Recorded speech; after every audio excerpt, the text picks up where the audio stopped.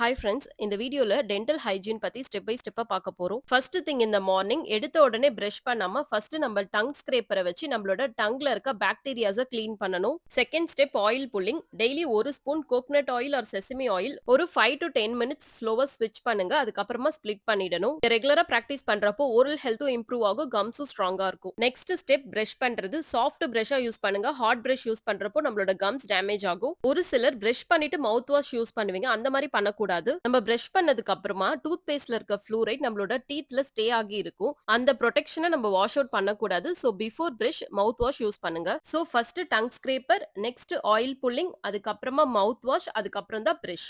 One more step oral irrigator. இது braces use பண்றவங்களுக்கு கண்டிப்பா தெரிஞ்சிருக்கும். நம்மளோட டீத்க்கு நடுவுல எல்லோவா டெபாசிட் ஆகியிருக்க பார்ட்டிகல்ஸை ரிமூவ் பண்ண இது ரொம்ப ஹெல்ப்ஃபுல்லா இருக்கும். டீப் கிளீனிங்காக ஓரல் இரிகேட்டரை வீக்லி ஒன்ஸ் உங்களோட ரொட்டீன்ல ஆட் பண்ணிக்கலாம். இந்த வீடியோ யாருக்கு யூஸ்ஃபுல்லா இருக்கும்னு நினைக்கிறீங்களோ ஷேர் பண்ணி விடுங்க. நம்மளோட ஹார்மோனல் இம்பேலன்ஸ் ரெகுலேட் ஆக ஓரல் ஹெல்த்துமே ரொம்ப இம்பார்ட்டன்ட். இந்த ப்ராடக்ட்ஸோட லிங்க் நீங்க தெரிஞ்சுக்க விருப்பப்பட்டா ஓரல்னு கமெண்ட் பண்ணுங்க. உங்க டிஎம்ல நான் ஷேர் பண்ணி விடுறேன். இதே மாதிரி யூஸ்ஃபுல்லான வீடியோஸ் பார்க்க கோல் டுகெதர் பேஜை மறக்காம ஃபாலோ பண்ணிக்கோங்க. தேங்க்யூ.